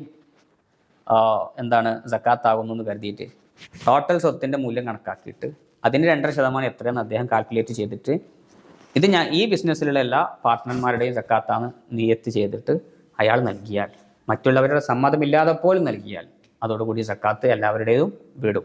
അതൊരു ഷെയർ ബിസിനസ്സിൻ്റെ ഒരു ആനുകൂല്യമാണത്. ഇനി ഓരോ വ്യക്തിക്കും സ്വന്തമായിട്ട് എൻ്റേത് ഞാൻ തന്നെ കൊടുക്കുമെന്ന് പറഞ്ഞിട്ട് അങ്ങനെ ചെയ്യണമെങ്കിലും ചെയ്യാവുന്നതാണ്. ഇനി സമ്മതപ്രകാരം ആർക്കെങ്കിലും ഒരാൾക്ക് കൊടുക്കാം. ഇനി സമ്മതമില്ലാതെ അതിൽപ്പെട്ട ഒരുത്തന്നെ എടുത്തിട്ട് എല്ലാവരുടേതും കൂടെ നിയത്ത് ചെയ്താൽ പോലും ശരിയാകും. നേരെ മറിച്ച് മറ്റ് സമ്പത്തിൻ്റെ ക്യാഷിൻ്റെ സക്കാത്തോ അല്ലെങ്കിൽ സ്വർണത്തിൻ്റെ വെള്ളിയുടെ ഫിത്ർ സക്കാത്തൊക്കെ അത് സമ്മതമില്ലാതെ ബാധ്യതയില്ലാത്ത ആളുകൾ കൊടുത്തു കഴിഞ്ഞാൽ അത് പൊതുവെ എന്ത് ചെയ്യില്ല, സക്കാത്ത് വീടുകയല്ല. ഇവിടെ ഇങ്ങനെ വിടും. ഇനി ഒരാൾ റെന്റിന് കൊടുക്കാൻ വേണ്ടി ഒരു ബിൽഡിംഗ് നിർമ്മിച്ചു, എന്നാൽ അയാൾ സക്കാത്ത് നൽകേണ്ടതുണ്ടോ? അതായത് ഒരു ശ്രദ്ധിക്കേണ്ട ഒരു മസാലയാണത്. ഈ വാടകക്ക് പൊതുവെ സക്കാത്തില്ല, ഇജാറത്തിൽ സക്കാത്തില്ല. തിജാറത്ത് കച്ചവടം അതിലേ സക്കാത്തുള്ളൂ, ഇജാറത്ത് വാടകക്ക് സക്കാത്തില്ല. അപ്പോൾ ഞാനൊരു വലിയൊരു ഫ്ലാറ്റ് നിർമ്മിച്ചു, അത് റെൻറ്റിന് കൊടുക്കാൻ. എനിക്കതിൽ നിന്നും മാസത്തിൽ ഒരു 10 ലക്ഷം രൂപ ഇൻകം വരുമാനം വരുന്നുണ്ട് വാടക വകുപ്പിൽ. എന്നാൽ പോലും ആ ബിൽഡിംഗ് വാടകക്ക് കൊടുക്കുന്നതിൻ്റെ പേരിൽ ആ ബിൽഡിങ്ങിൻ്റെ പേരിൽ ഞാൻ സക്കാത്തൊന്നും കൊടുക്കണ്ട. ഈ വാടക ക്യാഷ് ഞാൻ എടുത്ത് സൂക്ഷിച്ച് വെക്കുന്നുണ്ടെങ്കിൽ അത് ഒരു വർഷം പൂർത്തിയാകുമ്പോൾ അതിൻ്റെ സക്കാത്തിൻ്റെ അളവുണ്ടെങ്കിൽ അതിന് ഞാൻ സക്കാത്ത് കൊടുക്കണം എന്നല്ലാതെ ഇതിൻ്റെ പേരിലില്ല. ഇപ്പോൾ ബിസിനസ് വസ്തുവിന് തന്നെ സക്കാത്തുണ്ട്, ക്യാഷ് എടുത്തു വെച്ചാലും ഇല്ലെങ്കിലൊക്കെ സക്കാത്തുണ്ട്. എന്ന പോലെ ഇതിന് സക്കാത്ത് ബാധകം അല്ല. കാരണം അവിടെ എന്തില്ല, കച്ചവടം എന്ന സാധനം നടക്കുന്നില്ല എന്നതാണ്. അതേസമയം നമ്മുടെ നാട്ടിലൊക്കെ മേൽവാടക എന്ന് പറഞ്ഞൊരു സംഭവമുണ്ട്. അഥവാ നിങ്ങളൊരു ബിൽഡിംഗ് എടുത്തു വെച്ചു റെൻറ്റിന് കൊടുക്കാൻ. അപ്പോൾ നിങ്ങളൊരു 100 റൂമുള്ളൊരു ബിൽഡിംഗ്, ഒരു ഫ്ലാറ്റ് ഉണ്ടാക്കി. അപ്പോൾ ഓരോ റൂമിനും നിങ്ങൾ നിശ്ചിത റെൻറ്റ് തീരുമാനിച്ചു. അങ്ങനെ ടോട്ടൽ ആ 100 റൂമും കൂടെ ഒരു റെൻറ്റിന് കൊടുത്തു കഴിഞ്ഞാൽ നിങ്ങൾക്ക് ഒരു 10 ലക്ഷം രൂപ കിട്ടും. അപ്പോൾ ഞാൻ നിങ്ങളെ കയ്യിൽ നിന്ന് ഒരു വർഷത്തേക്ക് 10 ലക്ഷം രൂപ തന്ന് ആ ബിൽഡിങ്ങിൻ്റെ വാടകയ്ക്ക് കൊടുക്കാനുള്ള അവകാശം ഇങ്ങോട്ട് വാങ്ങി. എൻ്റെ പ്ലാൻ എന്താണ്, 10 ലക്ഷത്തിന് നിങ്ങളെ കയ്യിൽ നിന്ന് വാങ്ങിയിട്ട് വേറെ ആളുകൾക്ക് ഓരോ റൂം അല്ലെങ്കിൽ 2-5 റൂമുകളായിട്ട് 20 ലക്ഷത്തിന് വാടക കൊടുക്കാനാണ് എൻ്റെ പ്ലാൻ. അങ്ങനെയാണെങ്കിൽ ഒന്നാമത്തെ കക്ഷിയെ നിങ്ങൾക്ക് അതിൽ സക്കാത്ത് വരില്ല. കാരണം നിങ്ങളെ സംബന്ധിച്ചിടത്തോളം നിങ്ങളവിടെ കച്ചവടക്കാരനല്ല, കേവലം വാടക കൊടുക്കുന്ന ആളാണ്. എന്നെ സംബന്ധിച്ചിടത്തോളം ഞാൻ കച്ചവടക്കാരനാണ്. കാരണം 10 ലക്ഷത്തിന് നിങ്ങളെ കയ്യിൽ നിന്ന് വാങ്ങി 20 ലക്ഷത്തിന് വിൽക്കുന്ന കച്ചവടക്കാരനാണ് ഞാൻ. അപ്പോൾ എന്നെ സംബന്ധിച്ചിടത്തോളം ഈ മേൽവാടകയ്ക്ക് എടുത്ത ആൾക്ക് സക്കാത്തുണ്ട്. ഓക്കെ, ഒന്നാമത്തെ അടിസ്ഥാന ആൾക്ക് എന്തില്ല, സക്കാത്ത് ഇല്ല. ഓക്കെ, അതിൻ്റെ കാര്യകാരണ സഹിതമൊക്കെ ഇമാമുകൾ വിശദീകരിച്ചിട്ടുണ്ട്. ഇത് കേൾക്കുമ്പോൾ പല സംശയങ്ങളും വരും. മസാല എങ്ങനെയാണ്, ഈ സംശയം വന്നാലില്ലെങ്കിൽ മസാല എങ്ങനെയാണ്? അപ്പോൾ ഞാൻ എങ്ങനെയാണ് സക്കാത്ത് കണക്കാക്കേണ്ടത്? അവിടെ അത് കുറച്ചധികം വിശദീകരിക്കണം. ഒരൊറ്റടിക്ക് മനസ്സിലാകാൻ വേണ്ടി മാത്രം പറയാം. ഈ വർഷം ഞാൻ നിങ്ങളെ കയ്യിൽ നിന്ന് വാങ്ങി എൻ്റെ കയ്യിൽ വെച്ചു, എന്നിട്ട് അത് മറ്റൊരാൾ എൻ്റെ കയ്യിൽ നിന്ന് വാടകയ്ക്ക് എടുത്തു, എന്നാൽ ഞാൻ സക്കാത്ത് കൊടുക്കേണ്ടതില്ല. കാരണം എന്നെ സംബന്ധിച്ചിടത്തോളം എൻ്റെ വിൽപ്പന വസ്തു എന്ന് പറയുന്നത് ആ ബിൽഡിങ്ങിൻ്റെ ഉപകാരമാണ്. നിങ്ങളുടെ അടുത്ത് 10 ലക്ഷത്തിന് വാങ്ങി വേറാക്കി വിൽക്കുന്നത്. അത് ഞാൻ വിറ്റ് തീർന്നു പോയി. വിറ്റ് കഴിഞ്ഞ പോയ വസ്തു വർഷം പൂർത്തിയാകുമ്പോൾ എന്ത് ചെയ്യില്ല, നമ്മളെ സക്കാത്തിൻ്റെ കണക്കെടുപ്പിൽ വരുമോ? ഇല്ല. ഞാനൊരു കാറിൻ്റെ കച്ചവടക്കാരനാണ്. 10 ലക്ഷം ഉറുപ്പിയുള്ള കാർ എൻ്റെ കയ്യിലുണ്ടായിരുന്നു, ഞാനത് വിറ്റുപോയി. അങ്ങനെയാണെങ്കിൽ വർഷം പൂർത്തിയാകുമ്പോൾ ഞാൻ പിന്നെ ആ കാറിൻ്റെ കണക്ക് സക്കാത്ത് കൊടുക്കണോ? കാരണം വിൽപ്പന വസ്തു എൻ്റെ കയ്യിലില്ല. ഇല്ല. ഈ വിറ്റ ക്യാഷ് സൂക്ഷിച്ച് വെച്ചാൽ അത് ഒരു കൊല്ലം കഴിഞ്ഞാൽ അത് വേറെ കാര്യം. ആ വിൽപ്പന വസ്തുവിൻ്റെ സക്കാത്ത് അവിടെ ബാധകം അല്ല. അതാണ് ഇവിടെ വരുന്നത്. അപ്പോൾ മേൽവാടകക്ക് അത് വേറെ ആൾ വാടകക്ക് നമ്മളെ കയ്യിൽ നിന്ന് വാങ്ങിപ്പോയാൽ, മേൽവാടകക്ക് എടുത്ത വ്യക്തിയിൽ നിന്ന് വാങ്ങിപ്പോയാൽ സക്കാത്ത് വരില്ല. അതേ സമയത്ത് അത് കെട്ടിക്കിടന്നാൽ, ഇത് നമ്മളെ യുക്തിക്ക് പെട്ടെന്ന് ഉൾക്കൊള്ളാൻ കഴിയാത്തൊരു അതിനൊരു എതിരാൻ തോന്നിപ്പോകുന്നൊരു മസലയാണ്. അത് കെട്ടിക്കിടന്നു അവിടെ, വാടകക്ക് ആരും വാങ്ങിയിട്ടില്ലെങ്കിൽ ആ വിൽപ്പന വസ്തു എൻ്റെ കയ്യിലുണ്ട്, കാറ് വിൽക്കാതെ കിടക്കുന്ന പോലെയാണ്. അങ്ങനെയാകുമ്പോൾ ഒരു വർഷം പൂർത്തിയാകുമ്പോൾ സക്കാത്ത് കൊടുക്കണം. ഇപ്പോൾ ഈ കൊറോണ സമയത്തൊക്കെ അങ്ങനെ സംഭവിച്ചിരുന്നു. ഇപ്പോൾ ഈ മക്കത്തൊക്കെ കഅബൻ്റെ മസ്ജിദുൽ ഹറാമിൻ്റെ സമീപത്തൊക്കെ ബിൽഡിങ്ങുകൾ ആളുകൾ അവിടെയുള്ള അറബികളെ കയ്യിൽ നിന്ന് നമ്മളെ കേരളക്കാരും മറ്റൊക്കെ ഒരു ബിൽഡിങ് മൊത്തം, ഒരു ഫ്ലാറ്റ് മൊത്തം വാടകയ്ക്ക് എടുക്കും. എന്നിട്ട് സീസൺ ആകുമ്പോൾ, ഹജ്ജിൻ്റെ സീസണിൽ ഉംറൻ്റെ സീസണിൽ ഓരോ ആളുകൾ വരുന്ന സമയത്ത് ഓരോ ഉംറ ടീമിന്, ഹജ്ജ് ഗ്രൂപ്പിന് നിശ്ചിത റൂമുകൾ ഇങ്ങനെ റെൻറ്റിന് കൊടുക്കും, മേൽവാടക. ഇവരെ കയ്യിലൊക്കെ ബിൽഡിങ് വന്നു, ഇവർ അത് ക്യാഷ് കൊടുത്തിട്ട് ബിൽഡിങ്ങിൻ്റെ വാടക കൊടുക്കാനുള്ള അവകാശം വാങ്ങി. കൊറോണ വന്നിട്ട് 2 വർഷം അത് ഇവരെ ഉടമസ്ഥതയിൽ ഇങ്ങനെ കിടന്നു, വാടകക്കാരും വാങ്ങിയില്ല. അങ്ങനെയാകുമ്പോൾ ഇവർ അതിന് സക്കാത്ത് കൊടുക്കണം. ഇത് വളരെ ശ്രദ്ധിക്കേണ്ട ഒരു മസാലയാണ്. പക്ഷെ ഒറ്റപ്പെട്ടതിന് സക്കാത്ത് വരുള്ളൂ. ഇതേപോലെ കുടുങ്ങിപ്പോയാലൊക്കെ സക്കാത്ത് വരുള്ളൂ. അതേസമയത്ത് ബിൽഡിങ്ങിൻ്റെ ഫസ്റ്റ് ഓണർ അത് എത്ര കൊല്ലം അയാൾ വാടകയ്ക്ക് കൊടുക്കാതിരുന്നാലും സക്കാത്തില്ല. കാരണം വാടകയ്ക്ക് ഡയറക്റ്റ് എന്തില്ല, സക്കാത്ത് ഇല്ലാത്തതുകൊണ്ടാണ്. അപ്പോൾ ഈ മേൽവാടകയ്ക്ക് എടുത്ത വ്യക്തിക്ക് ഇങ്ങനെ സക്കാത്ത് ബാധകമാകും. അപ്പോൾ ഇനി അതിൻ്റെ വാല്യൂ എങ്ങനെ കണക്കാക്കുക? ഒരു വർഷത്തേക്ക് മൊത്തം ഇപ്പം ഞാൻ നേരത്തെ പറഞ്ഞ ഉദാഹരണത്തിലുള്ള 100 റൂമുള്ള നിങ്ങളെ ഫ്ലാറ്റ്, ആ ഫ്ലാറ്റ് ആ ഏരിയയിൽ അവിടെ പൊതുവെ ഒരു വർഷത്തേക്ക് കൊടുത്തു കഴിഞ്ഞാൽ, വാടക കൊടുത്താൽ, അല്ലെങ്കിൽ ആ റൂമിൻ്റെ നിലവാരത്തിനനുസരിച്ചുണ്ടാവും. AC ഒക്കെ ഉണ്ടെങ്കിൽ അനുസരിച്ച് കൂടും. അപ്പോൾ ആ റൂം അവിടെ പോയി നോക്കിയാൽ വില നിലവാരം, ഇതിൻ്റെ ഒരു വാടകൻ്റെ നിലവാരം അറിയുന്ന ആർക്കും അത് മനസ്സിലാവും. അതിൻ്റെ മൊത്തം ഒരു വർഷത്തേക്ക് ആ റൂമുകൾ മൊത്തം റെൻറ്റിന് കൊടുത്താൽ ഒരു 25 ലക്ഷം രൂപ അല്ലെങ്കിൽ 20 ലക്ഷം രൂപക്ക് ഒരു വർഷത്തേക്ക് റെൻറ്റിന് കൊടുത്താൽ അതിന് മൂല്യം കണക്കാക്കാൻ പറ്റുമെങ്കിൽ, ആ റെൻറ്റ് കണക്കാക്കാൻ പറ്റുമെങ്കിൽ അതിൻ്റെ 2.5% സക്കാത്ത് നൽകണം.